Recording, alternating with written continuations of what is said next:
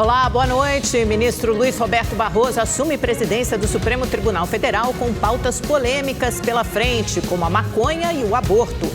Onda de violência no Rio de Janeiro e na Bahia. Governadores se reúnem com o governo federal para buscar apoio ao combate ao crime organizado. E você vai ver também. Justiça condena casal envolvido no caso Miguel a pagar R$2 milhões em indenização. Criança foi deixada sozinha e caiu do 8º andar de prédio no Recife. Gerente de banco é assassinada durante tentativa de assalto à agência em São Paulo. Um criminoso também morreu.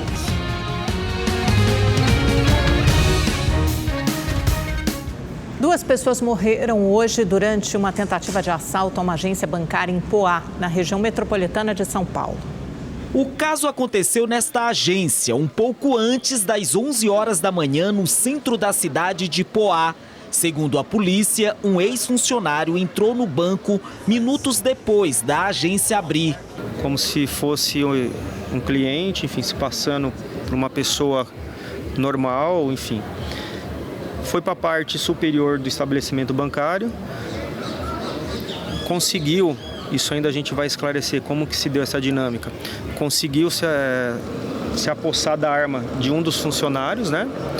E mediante, já com a imposse dessa arma, começou a roubar, né, a ameaçar, enfim, todas as pessoas que estavam na parte de cima do estabelecimento. A polícia foi acionada, as equipes cercaram a área e houve confronto contra o suspeito. Meu escritório aqui do lado aqui, aí já os comércios já começou a baixar a porta, né, e a gente viu, escutou a troca de tiro, né, e a gente detectou que era no Itaú. Aí rapidamente começou a chegar a viatura. Na troca de tiros, a gerente da agência, Aline Souza Lira, e o assaltante morreram. Uma outra pessoa ficou ferida e foi encaminhada para um hospital da região. Em nota, o Banco Itaú disse que vai apoiar a família em todas as necessidades e que colabora com a polícia para esclarecer o crime. Agora esse trabalho de perícia, de investigação, para esclarecer toda essa dinâmica. Na Bahia, a onda de violência continua. 2 PMs e 2 homens morreram numa troca de tiros. O número de mortes nos confrontos subiu para 59 só neste mês de setembro. O policial militar Marcelo Santana abordava um suspeito de assalto em um bar da periferia de Salvador quando foi baleado pelo PM Anderson de Souza, que estava de folga. Segundo testemunhas, Anderson pensou que Marcelo era um assaltante por estar descaracterizado e atirou. Na troca de tiros, os PMs e o suspeito morreram. Um comparsa dele foi morto durante a perseguição antes da chegada ao estabelecimento. Em um outro caso, na capital baiana, câmeras de segurança flagraram um momento em que um homem pulou de um ônibus que estava sendo sequestrado por 2 homens. Um dos suspeitos foi preso, o outro fugiu. O número de mortes nesse mês de setembro subiu para 59 no estado. 56 eram criminosos e suspeitos, além de um policial federal e os 2 policiais militares. Diante da escalada de violência, o governador do estado, Jerônimo Rodrigues, se reuniu com o secretário nacional de Segurança Pública, Francisco Tadeu de Alencar, para ampliar as ações de combate ao crime entre os governos estadual e federal. A nossa parceria é de garantir que orçamentos e os recursos sejam ampliados para que a gente possa garantir mais operações e combinamos ainda que nós possamos aqui garantir recursos para equipamentos e viaturas. A Secretaria Nacional de Segurança Pública tem atuado fortemente sob essa diretriz de atuação conjunta, de atuação em parceria, para distribuir as políticas públicas como o PRONASSE, que é Segurança Pública com Cidadania, com entrega de viaturas, de armamentos, de equipamentos. Apesar dos esforços, o clima ainda é de insegurança. Muito assalto, muito sequestro, estelionatário e muita coisa acontecendo na cidade de Salvador. As pessoas sendo refém da bandidagem sem poder sair de casa. A violência dificulta as tarefas do cotidiano, impede o direito de ir e vir e causa traumas. Nos últimos dias, a guerra promovida por facções no Rio de Janeiro deixou evidente que a população tem sido privada de direitos básicos. Em Duque de Caxias, na Baixada Fluminense, a manhã começou com veículos incendiados e muitos tiros. Vai faltar luz. Criminosos atearam fogo em 2 carros e 2 ônibus durante um confronto que, segundo a Polícia Militar, envolveu traficantes e milicianos. Para evitar novas perdas, a empresa, que somente este ano já teve 12 ônibus destruídos no município, mudou o itinerário dos coletivos. Os bombeiros foram acionados. Nesta ação, ninguém ficou ferido. Na noite de ontem, na zona norte da capital fluminense, outro ataque. Criminosos arremessaram uma granada contra um ônibus na Avenida Brasil, uma das principais vias expressas do Rio. Ai, pelo amor de Deus, que sufoco, meu pai. A explosão deixou passageiros feridos. 3 precisaram de atendimento médico. Eu tô surdinha, cara. Eu tô muito surda, eu não tô escutando quase nada. A única coisa que eu escutei foi parar o ônibus e aí eu me abaixei embaixo, atrás do banco, e mesmo assim fiquei toda marcada. Ninguém merece passar por um trauma desse. O motorista contou que tudo começou com um assalto. O cara botou a pistola na minha cara. Desce, vamos tacar fogo. Desce, vamos tacar fogo, vamos matar geral. Também na Zona Norte, no início da semana, traficantes armados impediram a circulação de um trem na estação Costa Barros. Um intenso tiroteio assustou os moradores. Um outro caso de violência que chamou a atenção durante a semana será discutido amanhã aqui no Palácio Guanabara. O governador do Rio, Cláudio Castro, vai se reunir com Ricardo Capelli, que é o secretário executivo do Ministério da Justiça e Segurança Pública. O objetivo do encontro será alinhar um plano de ação conjunto de forças nacionais e estaduais para atuar no Complexo da Maré. A reunião acontece depois da divulgação de imagens que mostram traficantes armados com fuzis passando por treinamento de táticas de guerrilha em uma favela do complexo. Os exercícios são realizados em uma área de lazer construída pelos traficantes. Durante a investigação, a polícia conseguiu identificar as principais lideranças dos grupos criminosos que atuam no conjunto de favelas. Essa violência provoca, além de perdas de vidas humanas, uma enorme perda econômica também para o Brasil. E ela está espalhada, não é só no Rio de Janeiro, não é só na Bahia. Por exemplo, uma criança de 2 anos está internada num hospital de Belo Horizonte após ser atingida por uma bala perdida na calçada em frente de casa. O alvo dos criminosos era esse homem de bermuda e camiseta azul que colocava alguns objetos no carro. Ele acompanhava a esposa que se preparava para fechar a loja do casal.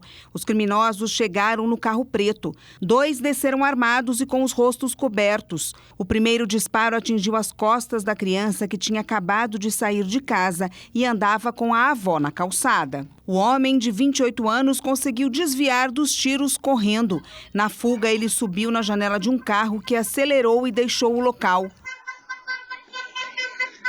Os alunos que saíam de uma escola ficaram em pânico. O menino de 2 anos foi socorrido por um motociclista que passava pela rua e levado para o hospital. Ele passou por cirurgia, está consciente e fora de perigo. A polícia abriu uma investigação sobre a tentativa de homicídio e ainda vai ouvir testemunhas do crime. Até o momento, os atiradores não foram identificados. O homem envolvido na ocorrência tem passagens por tráfico de drogas e agressões. A justiça condenou o casal envolvido na morte do menino Miguel a pagar R$2 milhões em indenização para a família do garoto por danos morais e por trabalho durante a pandemia. O Tribunal Regional do Trabalho determinou que o ex-prefeito da cidade de Tamandaré, Sérgio Hacker, e a esposa, Sari Corte Real, paguem o valor de R$2 milhões e R$10 mil para a mãe de Miguel, Mirtes Renata Santana, e a avó materna, Marta Maria. Na decisão, o juiz João Carlos de Andrade e Silva aponta que a família do menino deve ser indenizada por danos morais e por trabalhar durante a pandemia. Na sentença, o magistrado reconhece que os patrões permitiam a presença da criança em local de trabalho e, com isso, assumiram o risco de eventuais danos contra Miguel. Em junho de 2020, o garoto de 5 anos caiu do 9º andar do prédio onde a mãe trabalhava como empregada doméstica. Sari Corte Real deixou o menino no elevador e poucos minutos depois aconteceu a queda. A ex-patroa foi condenada a 8 anos e 6 meses de prisão por abandono de incapaz com resultado morte, mas responde ao processo em liberdade. A cidade de São Paulo vai ampliar a chamada faixa azul. Ela é um corredor exclusivo para motocicletas, que atualmente funciona em 2 importantes avenidas da capital paulista. O repórter David Diogo tem as informações para a gente. David, conta onde é que a Prefeitura pretende instalar essa faixa azul. Boa noite, Mauro, Amanda e a todos que nos acompanham. Pois é, Mauro, a portaria para a implantação das novas faixas azuis na capital paulista foi assinada na tarde de hoje pelo ministro dos Transportes, Renan Filho, e também pelo prefeito da cidade, Ricardo Nunes, do MDB.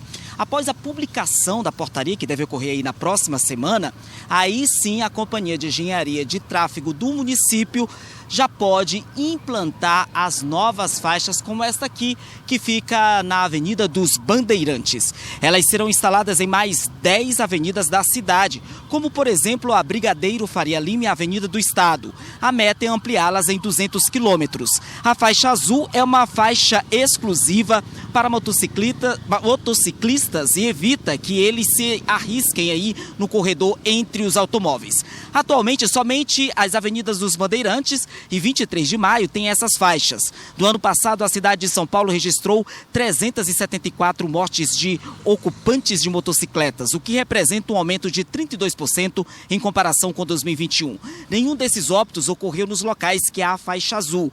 Outro dado importante, também houve redução da gravidade nas ocorrências. Em 12 meses, foram 98 acidentes de trânsito envolvendo motos em uma das avenidas e somente 8 com ferimentos graves. Vale ressaltar que atualmente circulam na capital paulista 1.300.000 motos. Amanda? Obrigada, David. Uma política importante que vem dando certo. Voltamos em 30 segundos. O Tribunal Superior Eleitoral multou a coligação Pelo Bem do Brasil, do ex-presidente Jair Bolsonaro, em R$30 mil por impulsionar propaganda negativa contra o presidente Lula durante as eleições de 2022. Bolsonaro também foi multado em R$10 mil.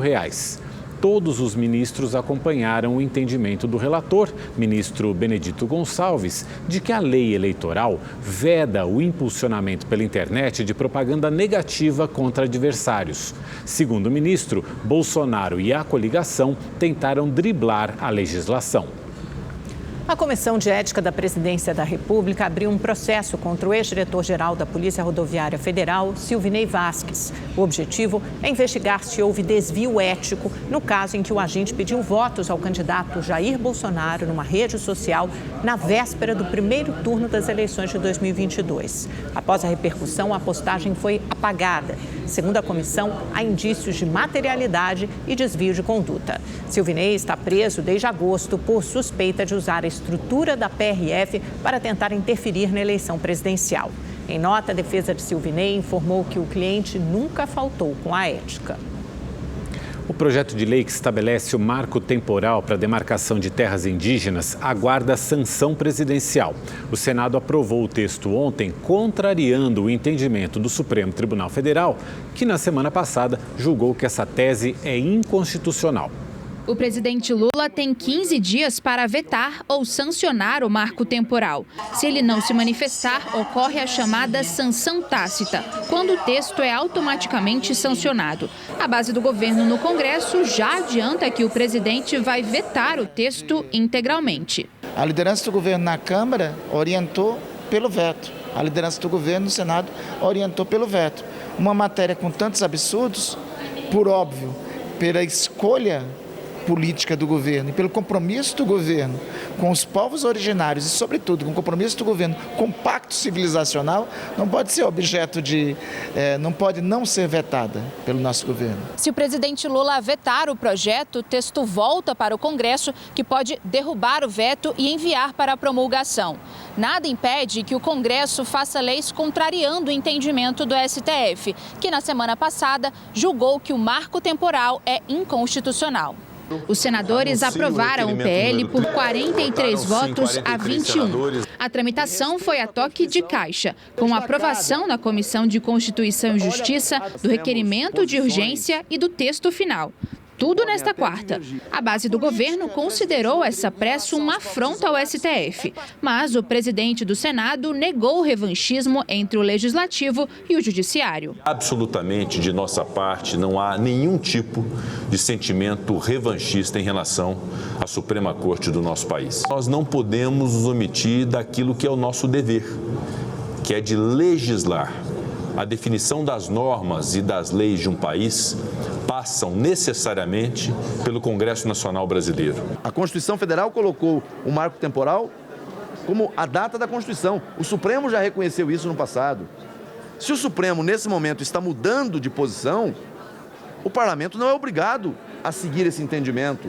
O Parlamento pode legislar sobre isso e está legislando. O projeto aprovado só permite demarcar territórios indígenas em terras ocupadas pelos povos originários em 5 de outubro de 1988, data de promulgação da Constituição. Além disso, o texto autoriza a exploração econômica das terras indígenas, inclusive com a contratação de não indígenas.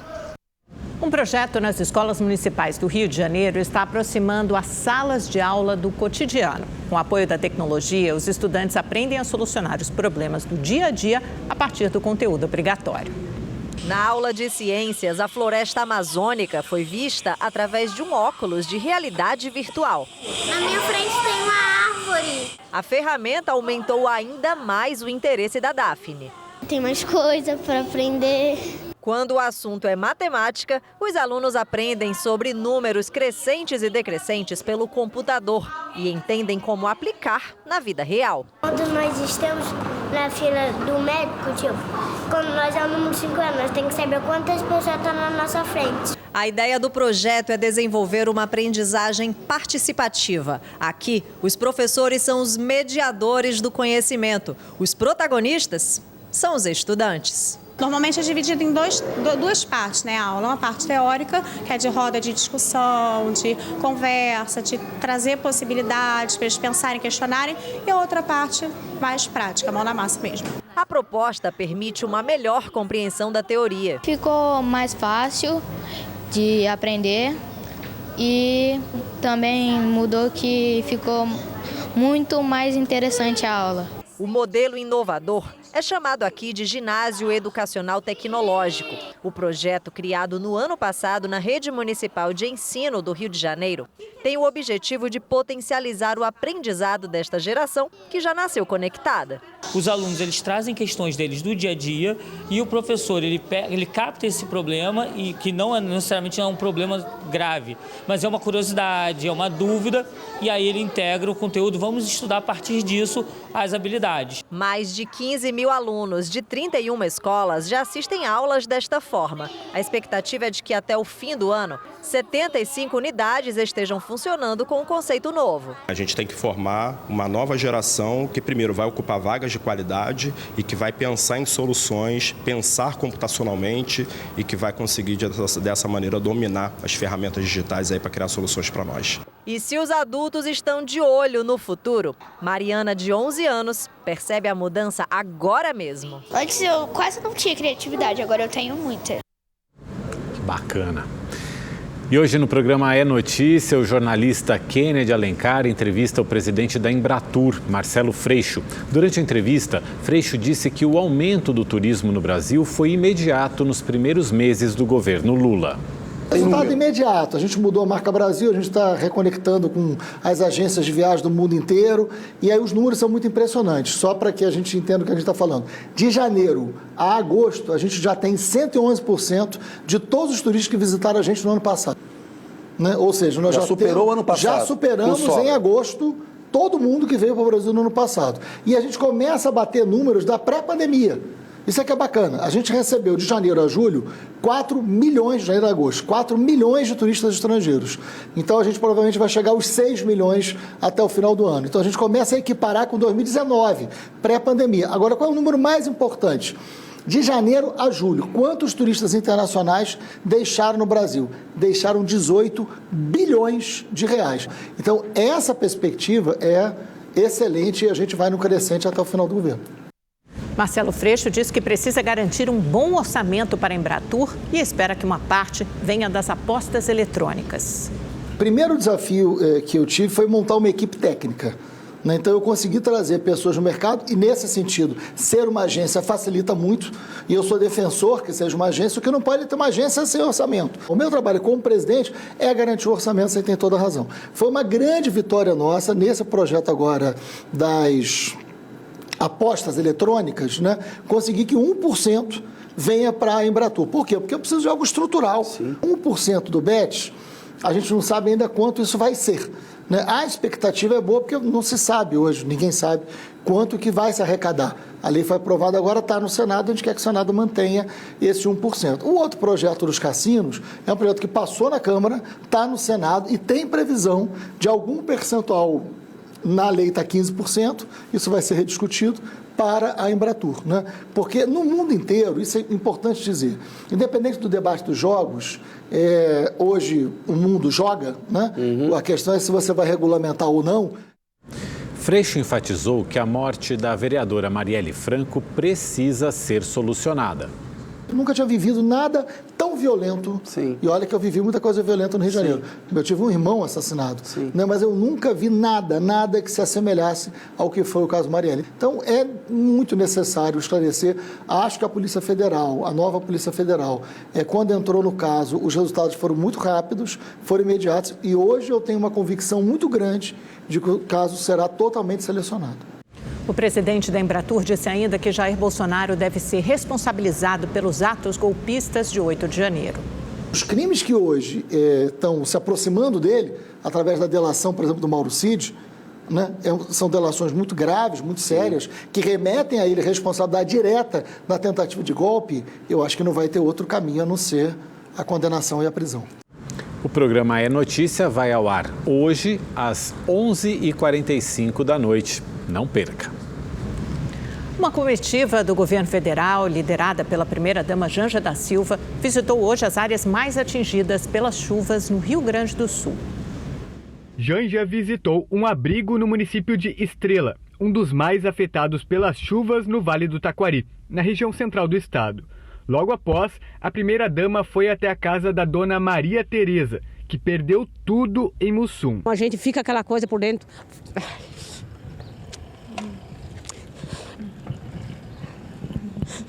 É muito triste.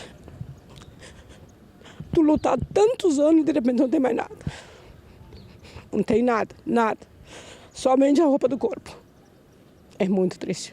Quando eu abri o meu salão, foi perto ali da pandemia, aí logo deu a enchente de 2020, daí já perdi tudo no meu salão, que é na parte de baixo. Aí eu reconstruí de novo e agora realmente eu não consigo nem pisar mais ali. Não dá mais para voltar. Além de Janja, os ministros Paulo Pimenta, da Secretaria de Comunicação Social, Valdez Góes, da Integração e Desenvolvimento Regional, Paulo Teixeira, do Desenvolvimento Agrário e Agricultura Familiar, e Wellington Dias, do Ministério do Desenvolvimento e Assistência Social, Família e Combate à Fome, estiveram em Lajeado para reuniões. Durante a manhã, reuniões foram feitas com as autoridades locais. Entre os anúncios está a preparação para que recursos destinados ao abrigamento sejam usados também no aluguel social. O governo federal também confirmou o repasse de 48 milhões para recuperar a rede de assistência social. A partir da publicação da medida provisória, agora é a agilização. E nos próximos dias, inclusive, os técnicos do BNDES estarão aqui na região para poder, através do nosso escritório e outros espaços de diálogo, agilizar ao máximo, porque a nossa prioridade, o nosso compromisso é a garantia do emprego e a garantia da atividade econômica. Na visita também foi anunciada uma alteração na medida provisória, que fala sobre os atingidos pelos ciclones. A ideia é que tanto quem sofreu com o primeiro fenômeno, quanto com o segundo, receba recursos financeiros.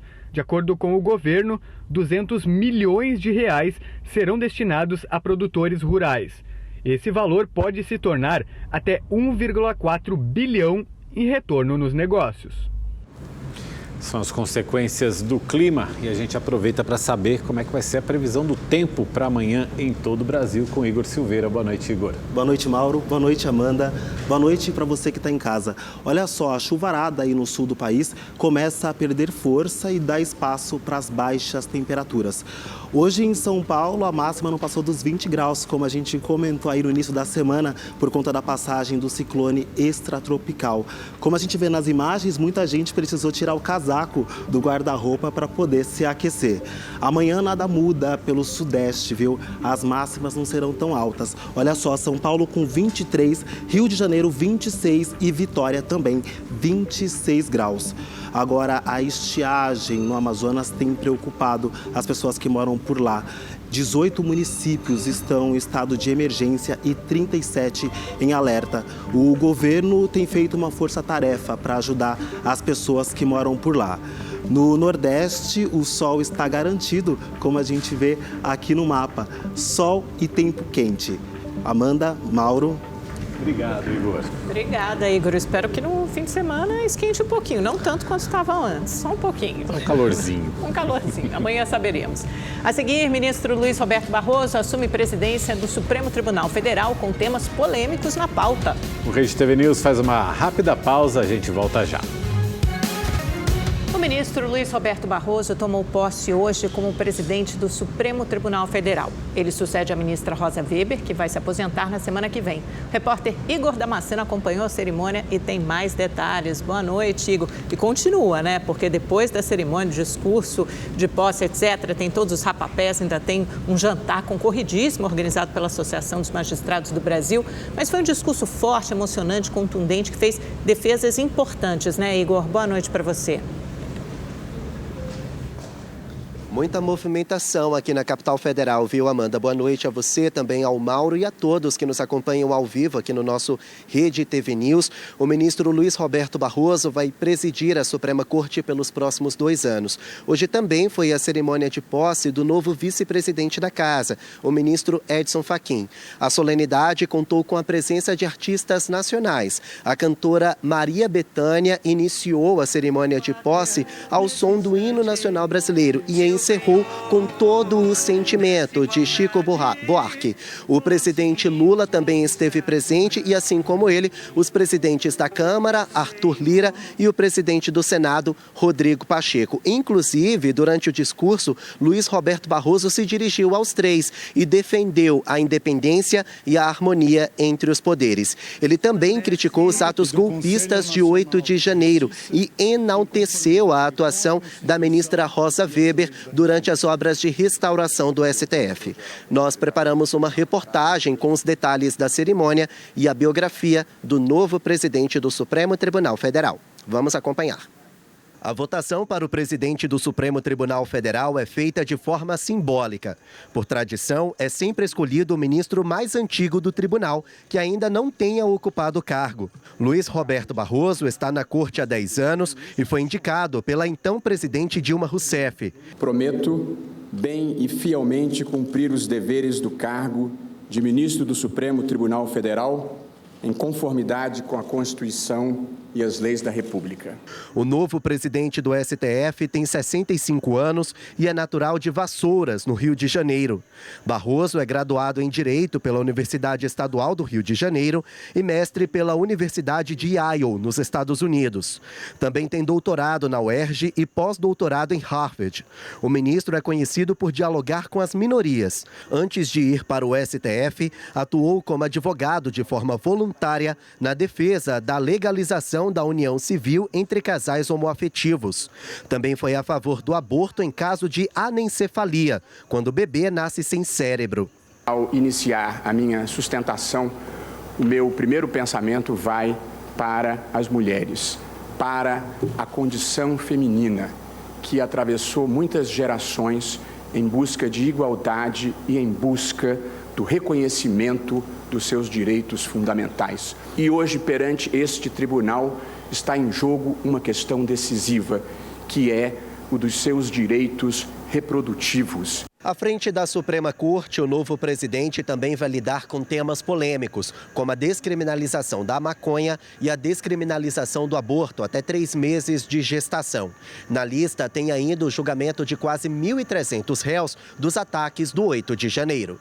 A invasão dos prédios foi lembrada pelo ministro Gilmar Mendes, o mais antigo da corte, que na posse falou em nome dos colegas. Ministro Roberto Barroso, a posse de Vossa Excelência na presidência deste tribunal torna palpável a certeza de que, sim, o Supremo Tribunal Federal sobreviveu. A Procuradora-Geral da República interina, Eliseta Ramos, elogiou o currículo acadêmico do magistrado e disse que o STF e o Ministério Público Federal estão em consonância com as pautas democráticas do país. O presidente da OAB Nacional, Beto Simonetti, também discursou e afirmou que confia em Barroso para ajudar na pacificação do país. Confiamos no ministro Roberto Barroso para que, a partir de agora, possa solucionar as questões que se impõem ao Judiciário, garantir a segurança jurídica, concretizar a harmonia entre os poderes e entre as funções essenciais à Justiça e impulsionar o diálogo institucional. Barroso também falou dos ataques do dia 8 de janeiro e se emocionou ao lembrar da atuação da ministra Rosa Weber para reconstruir a corte. Que Vossa Excelência seja perenemente bendita. O novo presidente ainda disse que o STF venceu os ataques antidemocráticos porque teve a sociedade civil e a imprensa como aliados e rebateu as críticas que os ministros têm recebido. Nós sempre estaremos expostos à crítica e à insatisfação, e isso faz parte da vida democrática. Por isso mesmo, a virtude de um tribunal jamais poderá ser medida em pesquisa de opinião. Os preços das frutas, legumes e hortaliças caíram em todo o país. A redução passa de 20% em alguns casos. Mas essa trégua que animou os consumidores pode acabar nos próximos meses. As colheitas estão ameaçadas pelo calor e as fortes chuvas. Nos sacolões e supermercados, os preços mais baixos são comemorados até pelos vendedores. O tomate deu uma caída muito boa, porque ele estava R$ 9,90. Agora está R$ 6,99. Em Belo Horizonte, uma pesquisa feita pelo site Mercado Mineiro mostra que a batata inglesa, cenoura, cebola e banana também ficaram mais baratas entre os meses de agosto e setembro. As quedas chegam a 26%. Nós tivemos aí queda já na pesquisa de agosto e agora de setembro confirmou mais a intensidade das quedas em produtos que estão na mesa de todos os consumidores. O último levantamento da Companhia Nacional de Abastecimento verificou a mesma tendência. Em todo o país, os preços da maioria das verduras, frutas e legumes caíram nos últimos 2 meses. Na central de abastecimento, que fica na Grande BH, o preço médio da batata e da cenoura recuou 22%. O do tomate, quase 15%. A grande explicação é o aumento de volume. Então, foi uma entrada maior nas praças atacadistas, o que levou o preço a baixar. É a antiga lei da oferta e procura. Os preços caíram, mas o consumidor precisa ficar atento às variações. Aqui na capital mineira, a diferença de valor de um mesmo produto nos sacolões passa de 600%. É o caso da cebola branca, que pode custar de 98 centavos o quilo até R$ 6,99. A variação do tomate comum chega a 355% e a da cenoura, 220%. Se o consumidor ele ter informação que caiu o preço, mas se ele comprar no lugar mais caro, ele não vai ver a queda acontecer para o seu bolso. Apesar das quedas recentes, o impacto da inflação dos últimos 12 meses nos hortifrutis ainda é alto. O tomate, por exemplo, está em média 54% mais caro em relação aos meses de julho e agosto de 2022. Já a cenoura aumentou 52% em um ano.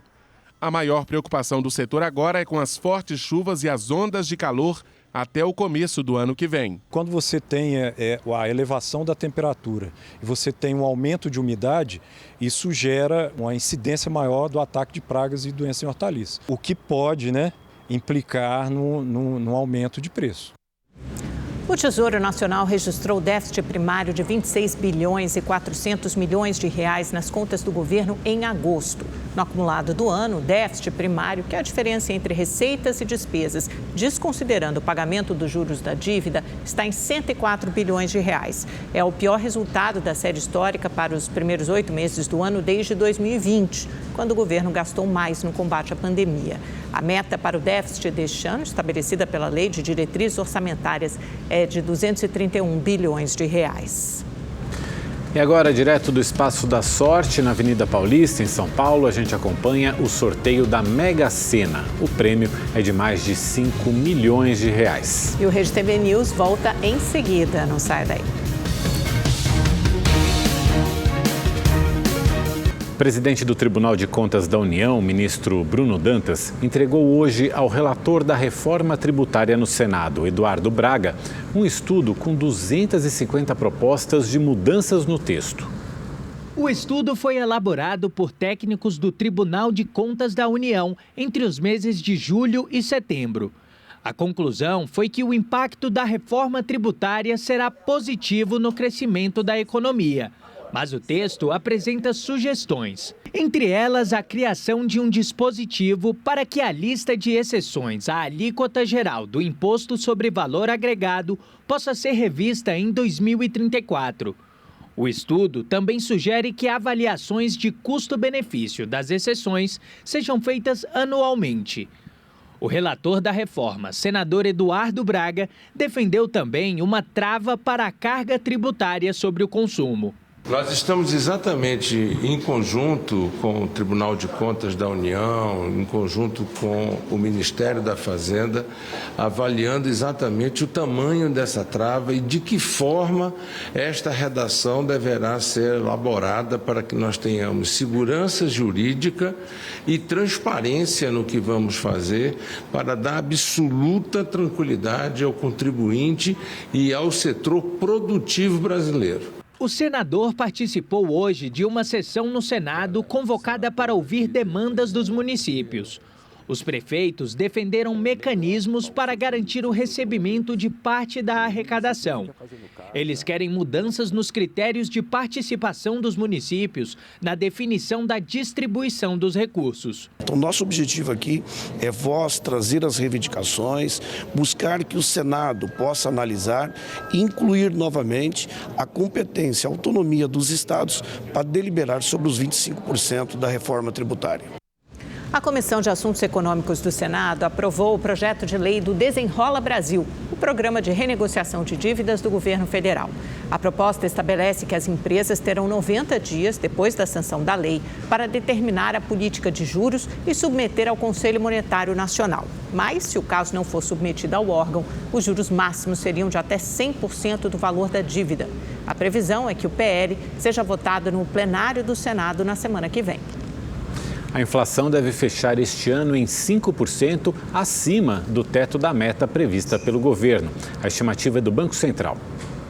De acordo com o Banco Central, nos últimos 3 meses, os preços subiram dentro do esperado, mas o risco de o Brasil não conseguir cumprir a meta inflacionária é de quase 70%.